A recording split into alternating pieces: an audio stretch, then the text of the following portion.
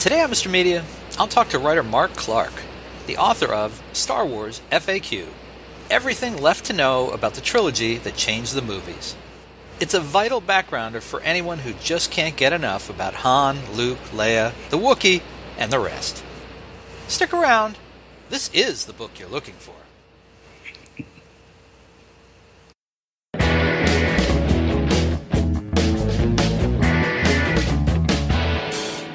If there is nothing else in life I have to brag about, it's that I was in attendance at the Loews Astor Plaza Cinema in Manhattan for the red carpet world premiere of Star Wars in 1977.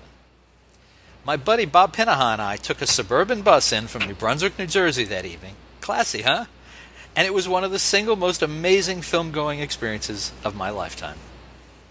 Unlike today, when the internet over-prepares us for every twist and turn that lies ahead in new movies, we had no idea what this Star Wars thing was about, or even why we were invited.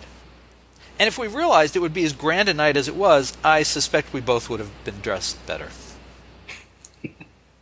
I, for one, had never been in a movie theater with escalators before, or 70mm prints, and they gave out free popcorn and programs to everybody. And yes, I still have the program. When the film started and it felt like the place was going to explode from the noise of the ship seemingly passing overhead, we knew our lives would never be the same. Now, I must have seen Star Wars a few dozen times as summer turned to fall and spring. I remember driving my date, Carol Berger, to Paramus, New Jersey the day I got my driver's license that October so she could experience the movie in 70mm just as I had in New York City. One slight problem: I didn't know how to get to Paramus from North Brunswick, New Jersey. Well, we figured that out. Of course, you got to understand, I'd never been on the Turnpike, I'd never been on the Garden State Parkway. I just literally got my license, maybe even the same day. And there were no maps. I had no map. I had no cell phone. GPS hadn't been invented yet, as far as I was concerned. And getting home took hours. So yes, Star Wars is very, very important in my life. And while I don't cosplay as an Imperial Stormtrooper or wear Star Wars underoos anymore, or plan my life around Force Friday, okay, scratch that last one, I did that. I know plenty of people who do. Which is why my guest today is Mark Clark, author of Star Wars FAQ, Everything Left to Know About the Trilogy That Changed the Movies. The book has all the things we've come to enjoy in the FAQ series: clear-eyed perspective, deep history, and of course, memorable quotes, parodies, and ridiculous movie flubs. Interestingly, I thought, Clark is also the author of 2 books from the other Star universe: Star Trek FAQ, Everything Left to Know About the First Voyages of the Starship Enterprise, and Star Trek FAQ 2.0, Everything Left to Know About the Next Generation, the movies, and beyond. Mark Clark, thank you for enduring that, and welcome to Mr. Media. Happy to be here. Listen, when I read these books, these FAQ books, which I get a kick out of, I'm compelled to skip to the end for what you call in this edition, "Sorry for the mess." These are the flubs and the gaffes found in the original Star Wars trilogy. Does that make me a bad guy for skipping right to that part? Actually, these books, the ones that I've written anyway, are designed so you can kind of read them in whatever order you like. They're not intentionally supposed to be read front to back. You can dip in and out of them at will, according to whatever if you want to read about the Star Wars Holiday Special first, you can go right to that. Whatever floats your boat. Generally, the Star Wars book is structured so that you want to read the parts that have to do with the individual movies in order, but beyond that, feel free to jump around all you want. It's fine. Okay, and by the way, I did read in the holiday special stuff that Carrie Fisher song. Boy, that was a great one, wasn't it?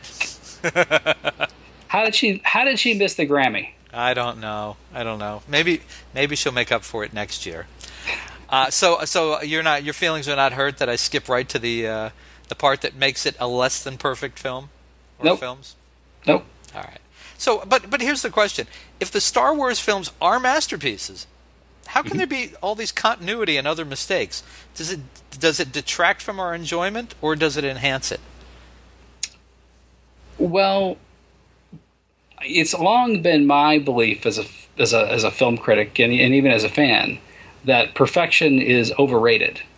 There's a certain kind of sterility, and it's just kind of off-putting if everything's absolutely perfect, and so little imperfections can be endearing, and they just also, nothing with a lot of energy tends to be perfect. Nothing with a lot of just raw power and originality tends to be perfect, because it's a little rough on the edges, when you are birthing something new and different and fresh and original.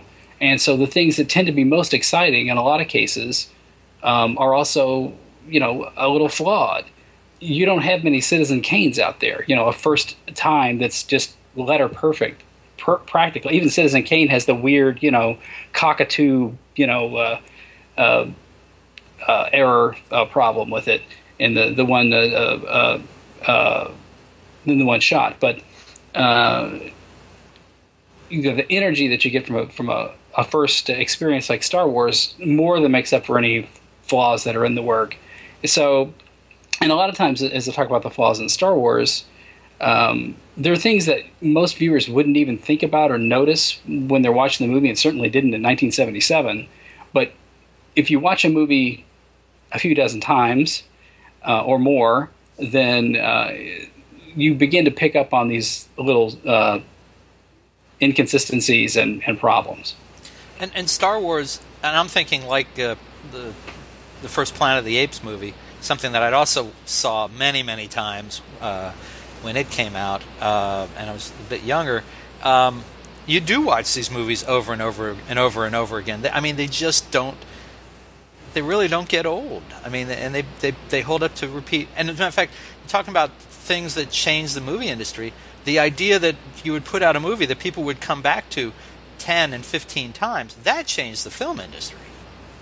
Absolutely. That was the real key to Star Wars earning as much money as it did, and also generating as much sort of merchandising sales, and with T-shirts and soundtrack albums and all that business, was people just couldn't get enough of Star Wars, and they would see the movie over and over again. And in certain areas where you didn't have the opportunity to see, or like me, I only saw the movie actually 5 times when it was in its original release, and I waited 6 months to see it, which I write about in the introduction to the book. But if I'd seen it sooner, maybe I would have seen it more times. But I didn't grow up with a truckload of money, and they didn't live really near a movie theater, and so it was a little bit harder for me to get out and see it. So I made do with like the Story of Star Wars record album and the novelization and the comic books, and I read those things over and over again and played the record till the grooves were practically wore off of it, in addition to going to the movie close to a half dozen times. So people did what they had to do, but they just could not get enough Star Wars, especially in 77, 78. I'd just like to add, when I saw the world premiere, I saw it for free. I did have to pay for my bus ticket. I envy you for seeing it in 70. I didn't get to see it in 70. Oh, it was incredible. It completely changed my life. I wound up studying film in college, and I think that had something to do with it. Film studies, not film production, but once you've seen 70 millimeter print of something, it's really hard to, it's kind of like going from an old tube television to a flat screen that's 48 inches or 60. It's just. Oh yeah, I've seen other things in 70. I saw Lawrence of Arabia in 70. Oh, that'd be great. Saw Indiana Jones and the Last Crusade in 70, and some other things, but I unfortunately didn't get to see Star Wars yet. Who knows? Maybe they'll reissue it someday. Probably not. It could happen, If the movie opens as huge as everyone thinks it will in December, who knows how many times they're going to reissue the originals. And they'll probably put out 4, 5, and 6 again, and hopefully skip 1, 2, and 3, since the continuity is more with with this new one, I guess. One more question about the flubs and stuff. how do you know about them? I mean, for example, the one I saw, and maybe I'd heard this one before, but I got a kick out of reading it. Let's say again, was Peter Mayhew's the bottom of his sneaker being visible as Chewbacca is running. I mean, where do you? That's a hilarious one. That's good. I mean, it's just one of those things that if you watch the movie closely many times, or are the kind of person who occasionally would watch shot by shot, or even sort of you just kind of click through it really slowly to look at the way things are constructed and put together, then it's easier to pick up on these things. I mean, in some cases, you have to really watch a film in a way that most normal human beings never would. But Star Wars is the kind of movie that inspires a following that's willing to experience it every way possible, including frame by frame. And I've certainly, tried to look at sequences and break things down, and you just stumble across things that are like, did he really just bang his head on the door, coming into the control room? And then, of course, there are now these websites, Movie Mistakes, for example, that kind of aggregate, everyone's posts about the different flubs and things that people have found in the movie. So that makes it a lot easier. Back in the day, you just had to watch the movie over and over again on videotape or whatever you had. Videotape, that would have been hard to start and stop. We know that. It's not like the DVDs. Rewind, rewind, rewind. Rewind, be kind. Or be kind, rewind. That's another movie. Another chapter I find irresistible in your book, as I have in some of the others in the series, is Luke, I Am Your Father, the quotable and misquotable Star Wars. Personally, I just want to say I think George Lucas needs to re-edit The Empire Strikes Back so that Luke actually says, I'm sorry, not Luke, but so that Darth Vader actually says to Luke, I am your father, Luke. Which is what we all think in our heads that he said, but it's not what he said. Are you with me on this, or absolutely? And they could totally dub that in. You don't have to worry about his mouth moving. So right. Why not? It's like adding back in "Play It Again, Sam," or "Elementary, My Dear Watson." Why not throw it in? Yeah, and you have right, and you have those examples in the book of things that we think were said but were not said. Right. All right. So, are there any? Okay. We know the great lines, particularly from the original trilogy. Are there? These are not the droids you're looking for, and all that kind of stuff. Did I get that one right? Because that's what I've been saying for years. I believe that is correct. Yes. But are there any great lines? And I know your book is about the first three movies, but are there any great lines in the second trilogy? I can't think of one. The end.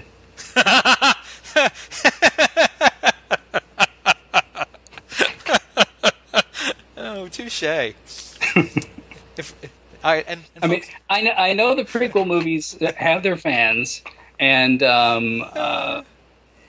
are things to enjoy in all the Star Wars movies, but I don't happen to be a fan of those films. I think that comes across in my book. I'm among those who just felt a little sort of let down by those movies, and I am holding out hope for the new films, but I was not overly impressed with those. So, right, well, yeah, I've most of the dialogue in those films I've tried to sort of blot out. So, Mark Clark, the day this posts on the internet, I award you win the internet for saying the end.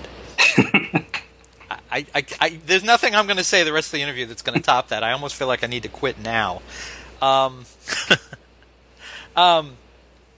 We talked a little about this already, but I mean, one of the most important impacts that Star Wars movies have had on Hollywood is the mind-blowing multi-million-dollar merchandise tie-ins. And I think there's even been some movies are created, like Transformers, are initially created just to make the tie-in money, and others, that come into being because someone thinks we'll make the money on the toys. Who cares if the movie's any good? Am I overstating the case? No, I mean, I think that's fair. And there were blockbuster hits before Star Wars, not as big, and there were even films that had a lot of merchandising around them, like the Disney movies, for example. But Star Wars was just next level on all of that. It was box office like the industry had never seen, and then the merchandising revenue was completely unprecedented. The scale of it, and the breadth of it, the number of products, and there's a whole chapter on that in the book too about the way it impacted things like the fate of different toy companies and just the multitude of products that were available, and no one had seen anything like that before. So the other studios all wanted to get into this business of coming up with a franchise with this built-in marketing, bonanza potential. And I think that really drove the kinds of movies that were made in the wake of Star Wars and that are still made today with the superhero movies and everything. Lots of the other action films that we see these days are very much crafted with an idea toward merchandising and video games and all these other pieces as a sort of full spectrum array of economic potential from the jump, and smaller films that don't have that kind of tie-in potential just aren't what anybody has been looking for since. I write in the book about how there was this kind of some people view as sort of a golden age of movie science fiction after 2001 and before Star Wars, where you had more thoughtful, a lot of the sort of dystopian movies, including George Lucas's THX 1138. And so there were these very smart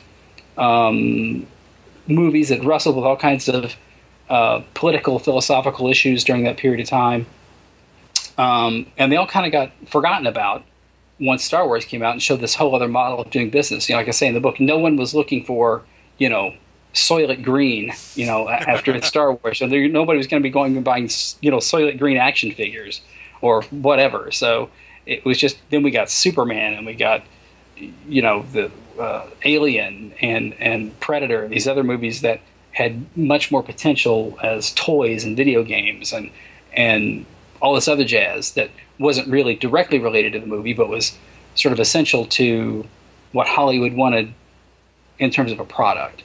And that's really, we're still in that business. The thing that's interesting to me about it and why the book is called How Star Wars Changed the Movies is I really think Star Wars is that key moment where Hollywood finds a new business model. I write about how the old business model, the classic Hollywood Dream Factory studio system model, where Hollywood owned, the studio and the distribution company and the theater chains, that got struck down in the late 40s.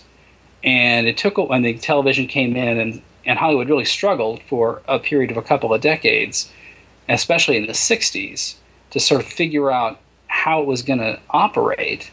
And you had the new Hollywood model where you were hiring young filmmakers to do films that wouldn't cost very much but could potentially make big returns, like Easy Rider and things like that. And that worked for a while, but then they were never really totally comfortable with that model as an industry. And Star Wars really showed us this model of the huge blockbuster film that sort of fuels everything else. It pushes so much revenue into the studio coffers that it can fund everything else that you want to do. And that's the model we've been in ever since. And that model, at this point, has actually been around longer than the old classic Hollywood Dream Factory, model of filmmaking even. It's been the most enduring, for better or worse, it's been the most enduring way that Hollywood has operated so far and doesn't show any immediate signs of changing. Now, when we started this conversation, I skipped right to the fun parts of the book, but I want to go back to sort of the beginning. For people who may have actually joined the Star Wars revolution late, hard to imagine anyone was born after Star Wars started, but apparently there have been people.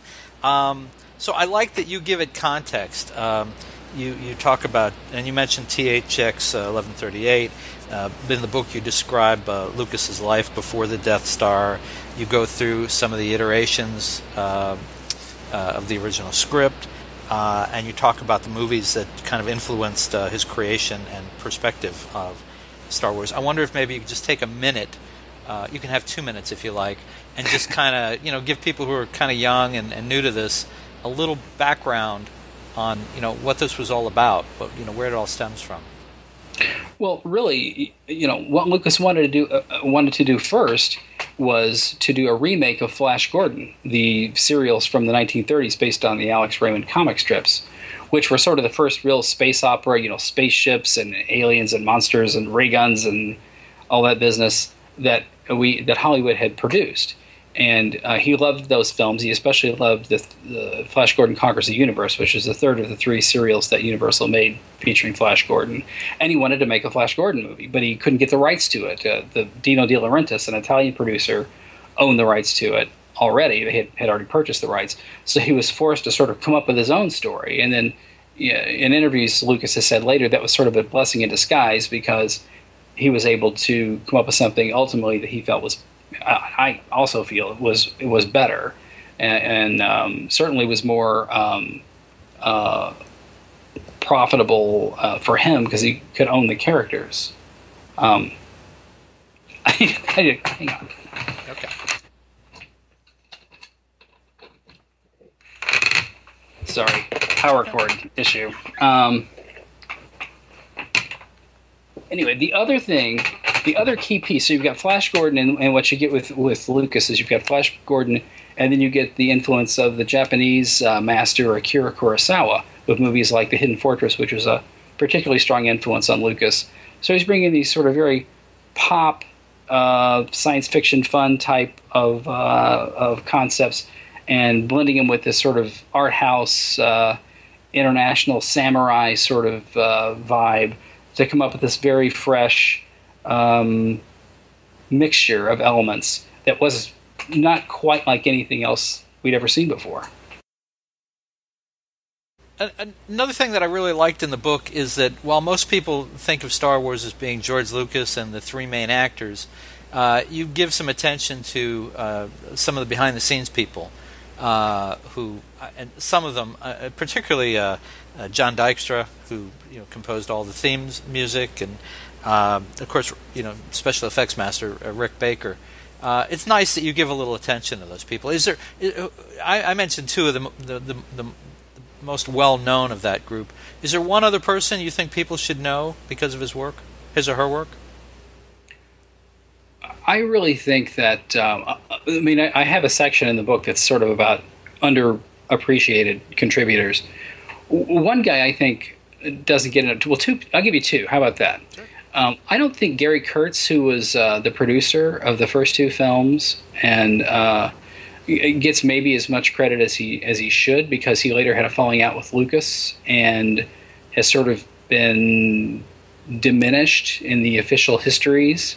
But he was right there with George, if I may call him George, in the from the very beginning. Sitting out in a restaurant where Lucas first said, "Hey, I want to make this Flash Gordon movie," to being involved with casting and shooting locations or selecting locations and just doing all manner of things to help those films along and to help Lucas put his vision on the screen.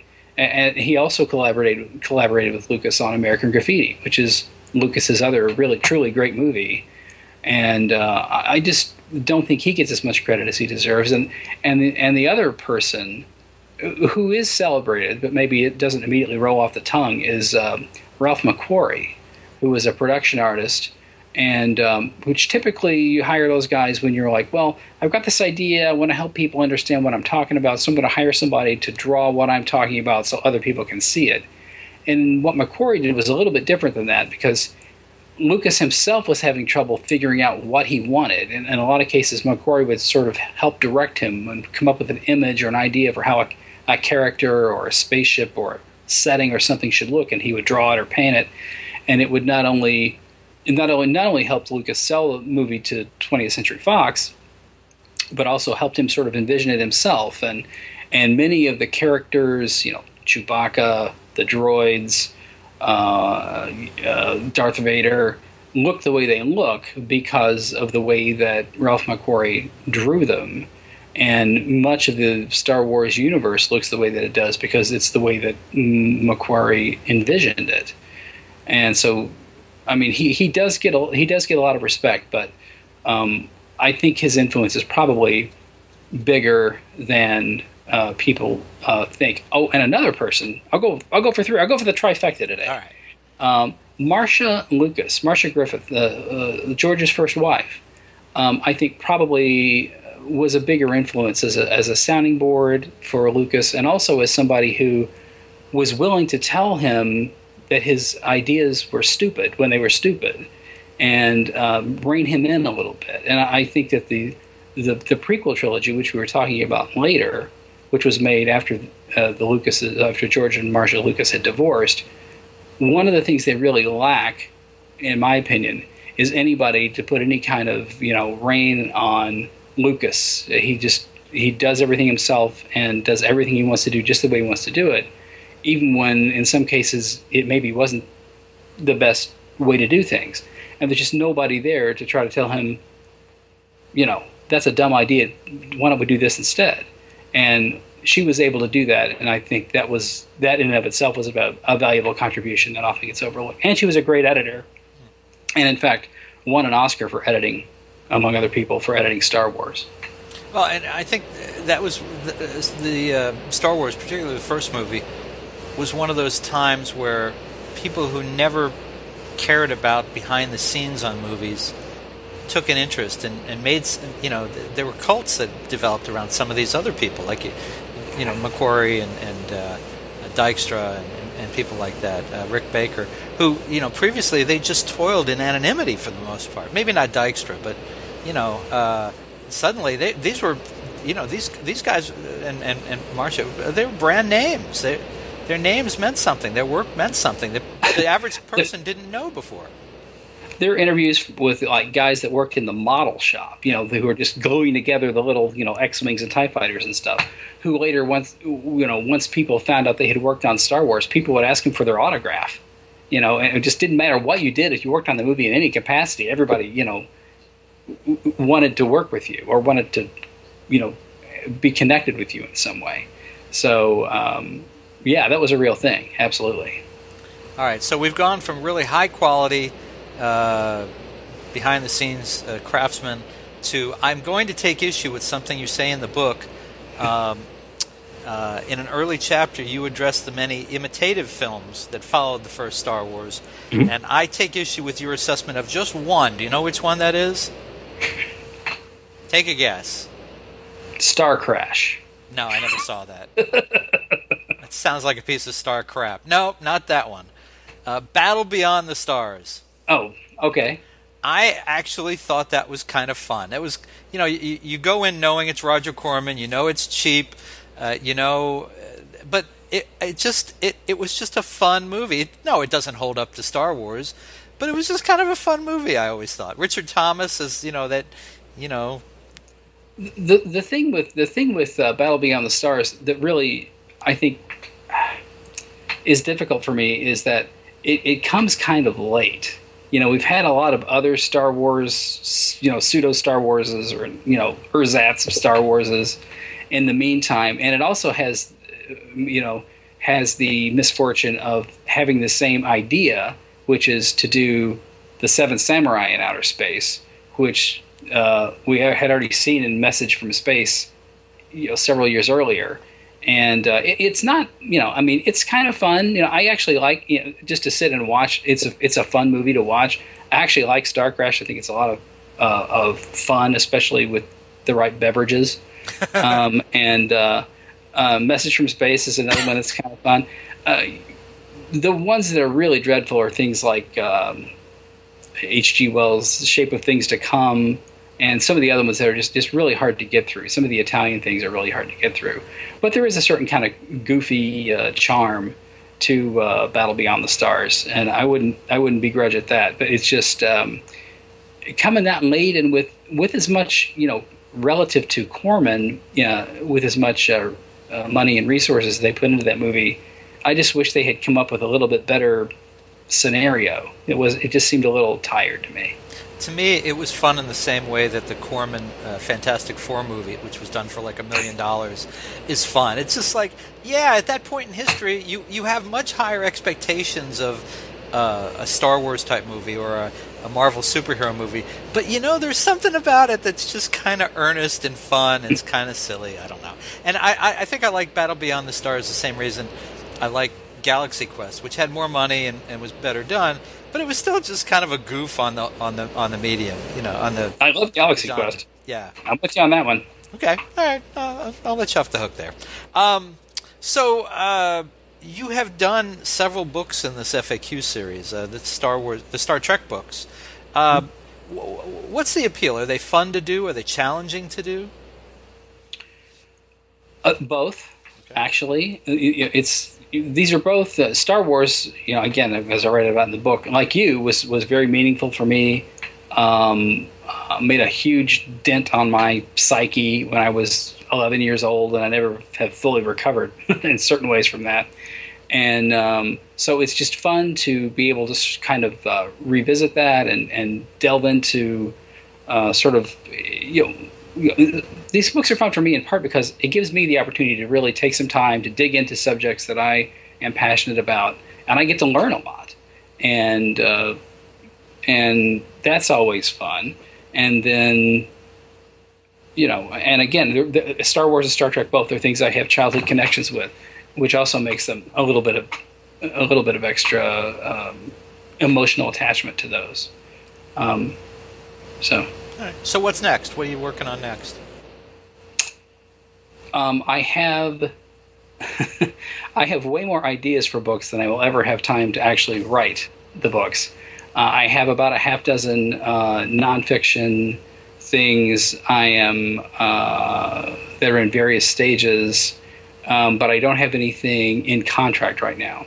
And in the meantime, I had kind of I was out of contract for a period of time between delivering the second Star Trek book and the Star Wars book, and I actually started a novel, young adult science fiction novel, which is almost finished. So I've decided to go ahead and finish that and see if it goes anywhere, and then move on to one of the half dozen other book ideas that I have, nonfiction book ideas I have. But I want to kind of get this out of the way first, and then I'll move on to that. And I don't want to. I would tell you what it was if I had a contract, but I don't want to go out there with a contract yet. No, so it'll be something. It'll be cool. Trust me. Oh, good. Well, and I wouldn't let you tell us about something that's not under contract and protected by copyright. That wouldn't be right. So, folks, listen. You can order Mark Clark's new filmography, Star Wars FAQ, everything left to know about the trilogy that changed the movies, from great retailers everywhere, or you can get it right now at a great price from MrMedia.com, mrmedia.com. If you are watching this show or listening to the show at MrMedia.com, then you can probably look a little below the video or the audio player, and you will see the cover of Mark's book. Click on it. It'll take you to Amazon. They can get you the book, the physical book, in 30 minutes or less via drone, subject to certain areas and whether the technology really truly exists. I don't know. But if not, you can have it in a day or two. I promise. I swear to you, you can have it in a day or two. Mark, do you have a website? Are you on Twitter, Facebook, any of those things? I'm on Facebook. There you can go to. I have a page, and then you can also go to Star Wars FAQ Book as its own Facebook page. Okay. So, and I try to upload things there in terms of various content. A lot of it's content that I refer to in the book, but like various TV appearances from the 70s and things like that I write about in the book. You can actually view those things online if you want to endure that. That sounds very cool. And is there a special way to find Mark Clark that would be you on Facebook? That's a good question. Are you Mark Clark 56173 or something? I don't know. I think better yet, just go to the Star Wars book page, and you can find me from there. That sounds good. All right, very good.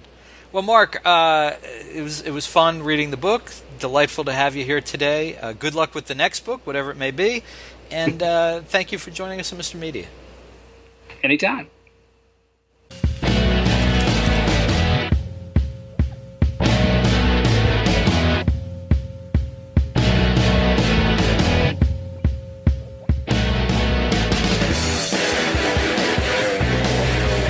I'm not going out tonight. I'm gonna sit at home.